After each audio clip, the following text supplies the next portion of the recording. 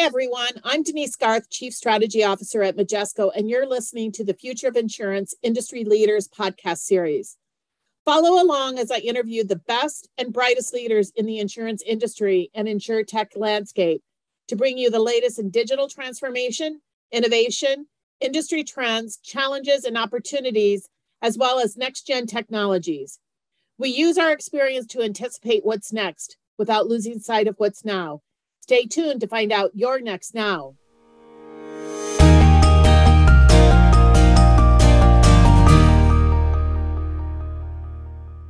Welcome, everybody, to the Future of Insurance podcast series from Majesco. I am absolutely thrilled to have Edin from A.M. Best joining me today. We have developed a great relationship and a sharing of back and forth of information over the last few years. It is just great to have him because there's some really exciting new information that they're publishing. So welcome, Edin, as Director of A.M. Best, very involved in the insurance innovation scores. Thrilled to have you here. Thank you. Great to be here. Thank you for inviting me. Edin, I always like to start it out because, while we're a small industry and it seems like everybody knows everybody, we have a lot of new people coming into the industry. So I'd like to start out with you giving a little bit of background and your role at A.M. Best, and then talk about the innovation scores.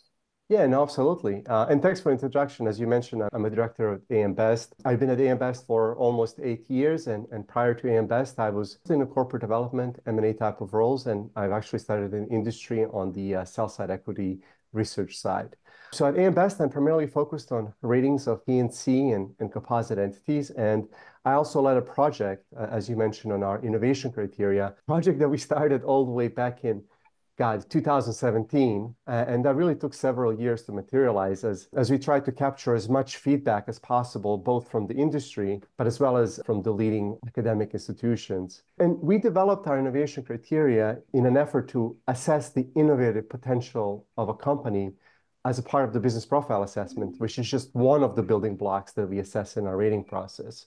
The other building block being balance sheet strength, which is, as you know, foundation of our rating, and then operating performance and enterprise risk management. And business profile building block on its own, it actually consists of 9 different categories, innovation just being one of those categories. At the highest level possible, we determine the level of innovation through the input-output approach in our analysis. Inputs being things like leadership, culture, resources devoted to innovation, and the internal processes and structures around innovation. And then we also look at the output of innovative actions and how they have impacted the results or how transformative they are. And after we score these areas, we come up with the overall innovation score. And there are 5 different categories, from the minimal being the lowest assessment, followed by the moderate, significant, prominent, and then all the way on the top, the leader category, which is the highest innovation category. We've been talking about, you and I, over the last few years about these innovation scores. What you guys have been doing is really, you kind of had a baseline, and now you've been looking at those scores over a number of years. And now you've just published a most recent report for a line of business and P&C. You're now looking at how those scores are comparing to some of the key financials in your most recent report. Is there an impact to the financials for those that are investing in technology for their expense ratios, for their growth, and for their loss ratios? I think it's an early indication of more to come, maybe in other lines of business and segments. Edin? Thank you for that question. Actually, that question is actually what drove my personal interest in the innovation project, right? As I was always curious to see if more innovative companies have a competitive advantage, and if so, sort of to what extent, right? As you know, I was always fascinated with the notion of the accelerated pace of change and the implication of it on society at large, and whether being innovative becomes even more important when things kind of move faster, right? Especially related to the pace of change in technology. And as the exponential technological trends have been really nothing short of incredible if you look at them in the context of the last several decades. So my question was, A, can we measure innovation potential of a company? And then if so, how does that innovative potential impact the competitiveness of the company, especially during the time of the accelerated change, which I think we're going through now. Denise, measuring the innovative potential, as I'm sure you can appreciate, is a very tricky, as correlation is not causation, and there are a lot of complex factors at play here. But having said that, after a few years of innovation data, we started to see some very interesting trends, right? So maybe starting with the overall P&C industry premiums, the thing that stood out is just how correlated the premium growth is with innovation. The more innovative the company, the higher the premium growth rate. And when we looked at the both 5 and 10-year periods, this was true for both of those time periods. Maybe just to illustrate on a 5-year basis, the annualized average premium growth rate for the companies within all of the P&C industry, the ones that had the lowest level of innovation, they grew a little bit less than 4% or so. And then if you look at the top innovation category, that was a little bit over 11%. So the innovation leaders were growing their premium at 3 times the rate of the lowest innovation category. And it was really interesting to see that this differentiation in growth holds actually for as you move up from the lowest sort of rated category towards the higher categories. The more innovative you are, the better your premium growth is. But we also saw a similar pattern as well for the 10-year average growth rate, right? But interestingly, the outperformance of innovators compared to non-innovators was slightly less on a 10-year basis than on a 5-year basis. This may actually suggest that in more recent years, being innovative was perhaps more important. And this could be due to numerous reasons. Technology certainly improved quite a bit over the last 5 years compared to prior periods. And maybe more of your competitors may have been focused on modernizing their core platforms, for example, recently. In addition, consumer tastes and preferences and demands have been changing faster given just what's going on outside of the industry. But not to spend too much time on that, maybe to get other parts of your questions. Looking at the expense ratio, there also appeared to be a very strong correlation between innovation and the expense ratio. So if we look at the data, maybe like 10 years ago, right? Let's say 2013, which was a long time ago. Her top 3 innovation assessment categories that we grouped together, slightly over a point lower expense ratio advantage compared to non-innovators or lowest 2 assessment categories that we sort of grouped. Yeah, so it was like 1 point back in 2013. So but what was really interesting, and you can probably anticipate this, is that this competitive advantage has only grown over the years, right? Yeah. So when we look at the 2023 data, that top 3 innovation categories, what we call innovators, they actually had 4 points of expense ratio advantage over non-innovators. Intuitively, I think this is what we would have expected to see through time as more innovative companies were better up optimizing efficiency of their core operations. But it's really interesting to see data confirming this. I think when you say 4 points, Edin, that's a big impact. That has a big operational and financial impact for insurers. It doesn't sound like a lot, but it's a big impact. Yeah, it certainly looks this way. And moving to the loss ratio, though, which is the other side of the combined ratio, right? We looked at the entire P&C industry, and interestingly, again, our data shows a mixed picture actually in both 5 and 10-year time periods, as at least based on our data to date, the innovators don't appear to have a clear sustainable advantage compared to non-innovators on loss ratio. And we were thinking about it and looking through data, and there could be so many factors that might be playing into this. Maybe some of the less innovative players are in very niche, lower loss ratio lines of business that are more insulated from the competition, and maybe they're not forced to innovate for now. Or maybe some of the companies, like, for example, in personal auto or some of those types of lines of business, might be using their expense ratio advantage to take the higher portion of the market share while meeting their ROE objectives. And of course, there could be regulatory obstacles, right, for leveraging certain types of data and pricing models or underwriting as well. But anyway, so some really interesting observation, I guess. I guess I would leave it that we see the biggest correlation with innovation in premium growth and expense ratio metrics. Finally, back to say investment in innovation can really have bottom line financial results. We're now beginning to see some of that correlation, which should encourage others to really kind of begin to get serious about it. So let's specifically talk about auto insurers, because your report really kind of honed in on auto insurers, because that's been one of the first areas, one of the first lines of business with a lot of innovation around it. And talk about the gaps between innovators and the rest of the industry and what you guys found. Yeah, no, Denise, that's a really interesting question because, yeah, you're right. Our initial research report was focused more on personal auto. And we specifically looked at personal auto in isolation of the P&C industry for a few reasons, right? By isolating personal auto from the overall industry, we can remove a lot of factors related to differences between lines of business, right? That I mentioned earlier when we looked at the overall P&C space. but also allows us to test the, maybe hypothesis on whether being innovative creates even more value in a faster paced, innovative line of business like personal autos. As you know better than anybody, personal auto has been under a tremendous amount of change given the low complexity of the line of business, and then also the exposure, right, to rapidly changing consumer preference. So back to your question, from premium growth perspective, compared to the overall P&C industry, we noticed that being innovative is even more important for personal auto than for the overall P&C industry. And what really stood out was the degree of outperformance for just the top two innovation categories compared to sort of everybody else. The very top category, or the leaders, they actually grew premiums at even faster pace compared to non-innovators when compared to the overall P&C industry. And what really stood out was that the least innovative companies experienced negative growth or material contraction in premium over the past 5 years in personal auto space. And from the expense ratio perspective, again, similar trends.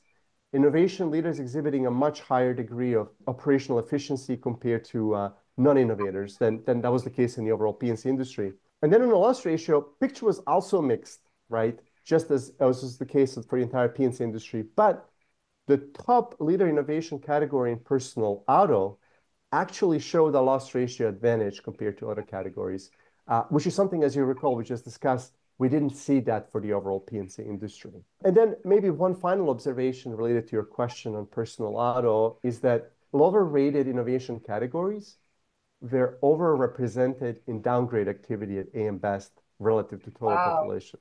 Yeah, so in other words, the less innovative you were, the more likely you were to become downgraded if you were a personal auto writer. Wow. That whole correlation about a couple things that you said, I'll just comment on, is those that were innovating were growing, and those that weren't at the bottom, the lower level, actually had a decline in growth, potentially business.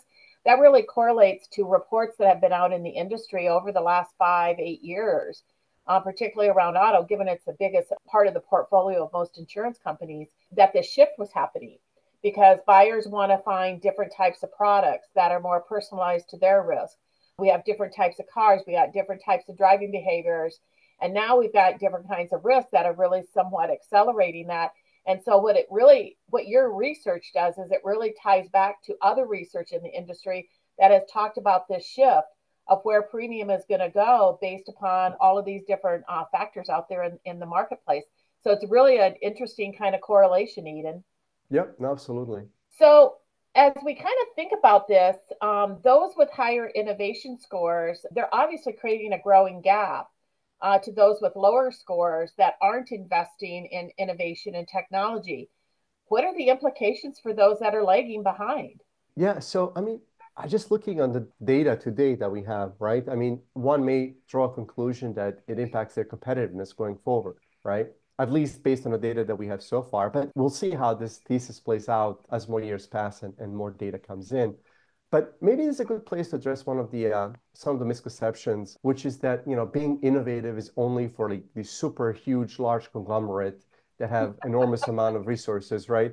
I think our data shows that company size doesn't necessarily cap or determine the level of innovation, as we can sort of find innovative companies of all sizes. I think that's a really important aspect because sometimes smaller companies are more nimble and can do some things versus large companies who maybe have more resources. It's a matter of how you have leadership and focus, quite frankly. If you have a smaller ship, it's easier to turn it around.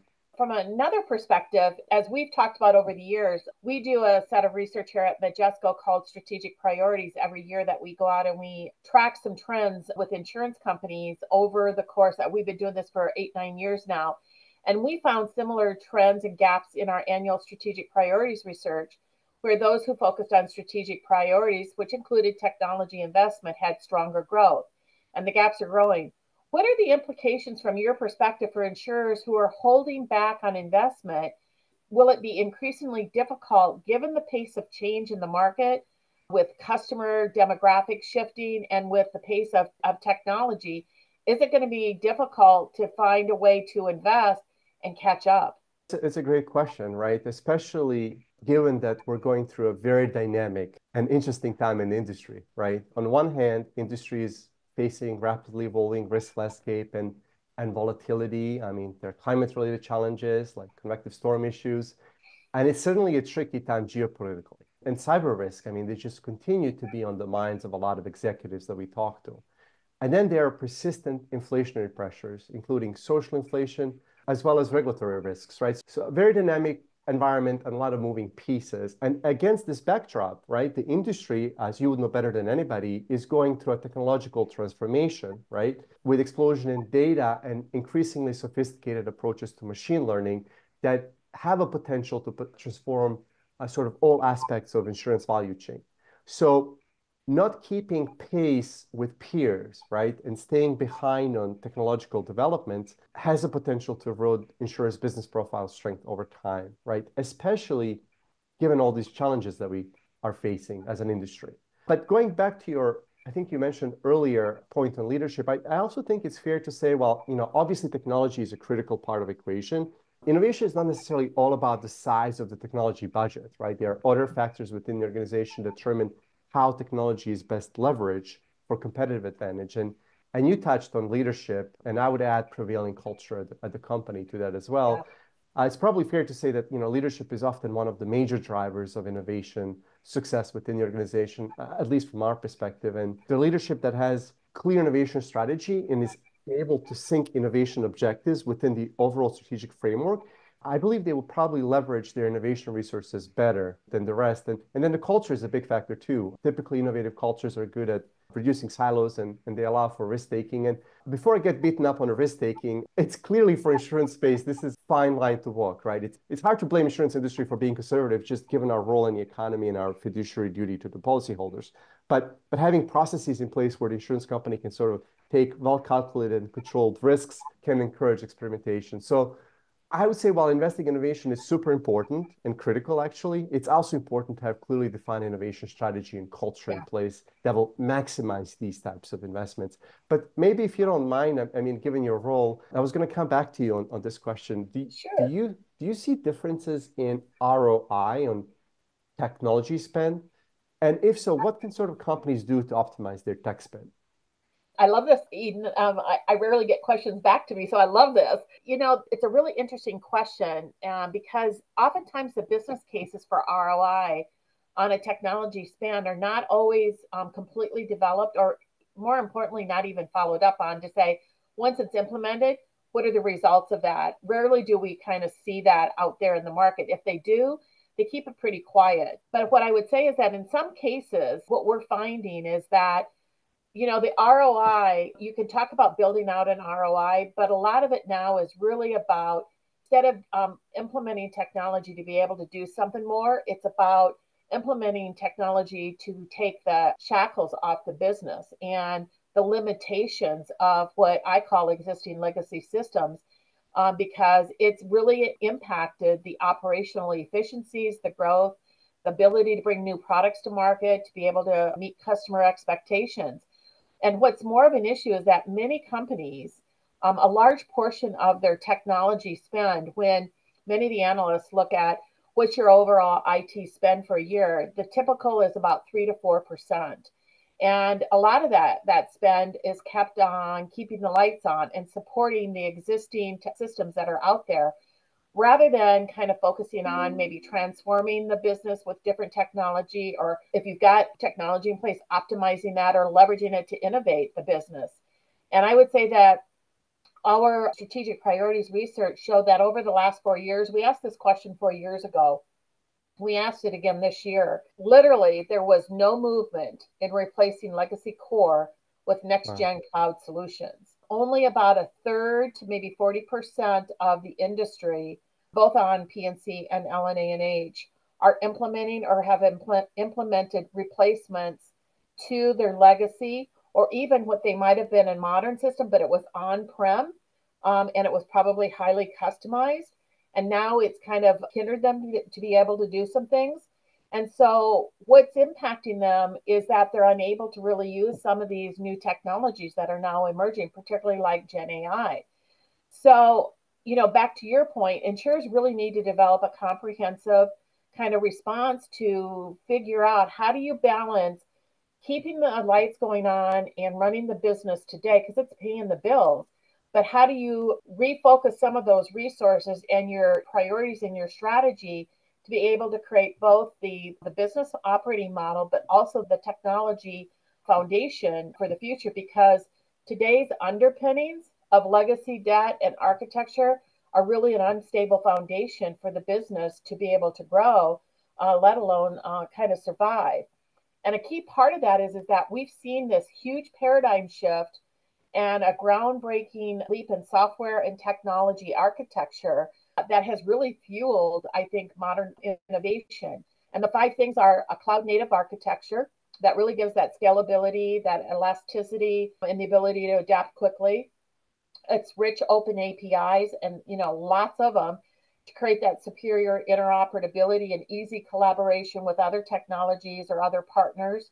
It's that fully headless architecture that you can really respond to different market demands and user preferences and different expectations for personalization. You've got microservices and containerization that really allow you to have the ability to have resource efficiencies and the ability to drive rapid development for innovation. Gen AI is an example where you can really kind of leverage some of this. And then finally, it's about analytics. And you kind of touched upon this. How do you get a holistic data strategy that you have access to all of your data? Throw it into a lake house, can apply business intelligence, embed that into the workflows, leverage AI machine learning models, embed that into the workflow so you can make them really efficient. And then most importantly, how do you leverage Gen AI within the workflow? It's different than an AI machine learning model, but it can drive amazing productivity and efficiency.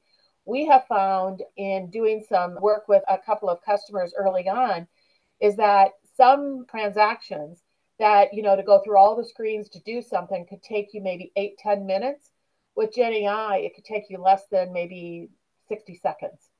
And Wow. that's a huge difference in productivity Yeah. and efficiency. So these advancements are really highly dependent on new pillars of software. So we've got to find a way to move from keep the business running and do it well, but start reallocating those resources to this future from an operating model and a technology because it's going really, really rapidly. It's a real paradigm shift from probably about 20 years ago. Well, it sounds to me like those expense ratio gaps are bound to continue to grow into the future, but I guess we'll see. Exactly, exactly. So back to you, Edin. I think one of the interesting data points is the impact of technology investment on surplus growth and ROE that you found in the report that you just published. The gaps were pretty significant between innovators and the rest of the industry. Share some of those details and what the impact is, both short and long term, for those that aren't investing and innovating, kind of what we just kind of had a conversation about. So yeah, we looked at return on surplus figures for the overall industry, and to your point, they were interesting, right? So roughly the 10-year average return to surplus figures for innovators was somewhere around 14% compared to about 8% for non-innovators, a significant gap, right? Mm-hmm. But then consistent with what we just discussed earlier, if we look at it on 5-year basis, that gap has widened, right? So the innovators, the top innovative companies, their return on surplus was around 18%, and non-innovators were at approximately 6%, right? So that gap really grew. Wow. And not to repeat, I assume the reason for this outperformance is really due to all of the factors that we just discussed earlier, both you and I. But maybe going back to one of your earlier comments, I think you mentioned this, the insurers who focused on strategic priorities, right, have much Mm-hmm. higher growth. You mentioned that earlier. Mm-hmm. But I was just curious, can you comment more on your findings on whether you saw impact on ROE as well? Yeah, sure. I'd like to go back and kind of reiterate again, that 3 to 4% of your DWP has typically been kind of on average the technology investment. In today's pace of change and the amount of technology coming out, that pace of investment is incremental at best and really not sufficient to keep to that pace of change. So what we found is that the right investment across key areas did make a big substantial difference in growth. So, what we found were 6 areas of strategic priorities and activities that demonstrated stronger growth and very substantial as compared to those that didn't. So, insurers who were focused on replacing legacy core, creating a new product, which often takes new technology, defining a new business model because you're creating a whole different kind of workflow and process, and that's typically technology related. expanding into new channels, once again, technology enabled, and then reallocating resources to that future business and innovation. What we found is that those that did those things, for each one of those, they had 1.4 to almost 2 times a difference in growth as compared to those who didn't. So for each of those items, there was a very substantial difference in growth differential that has really defined this gap, what we call between leaders, followers versus laggards, which is kind of a more summarized view of your 5 categories. Yet there's a real interesting correlation between what you have found and what we have found. And so I think as 2024 continues to unfold, insurers have to really be focusing on the decisions that they're making on these priorities. How are they going to kind of go back and be very strategic? What areas are they going to focus on, and how do they provide those investments into the technology that's going to be helping them to create this foundation that is both operationally and technologically able to achieve operational optimization, some cost-effective scalability, adaptability to shifts through innovation. So it's really about transform, optimize, and innovate. And you've got to have a really solid foundation to be able to do that. And there's real strong differences in growth for those that do it and those that don't from our research. Interesting. So, Edin, as you discuss these results with insurers, what advice do you share with those not investing in technology and innovation? What's their reaction? I'm probably not the best suited to give an advice from A.M.'s perspective, and we really can't give an advice because we get into the consulting type of things and so on and so forth, right? So we technically can't give advice to clients, right? But having said that, if pressed, just commenting on it, right, myself personally, I think the structural changes and the speed of these changes that we're going through, I don't think they're going to abate anytime soon, right? And we also talked about increasing challenges for an industry earlier as well.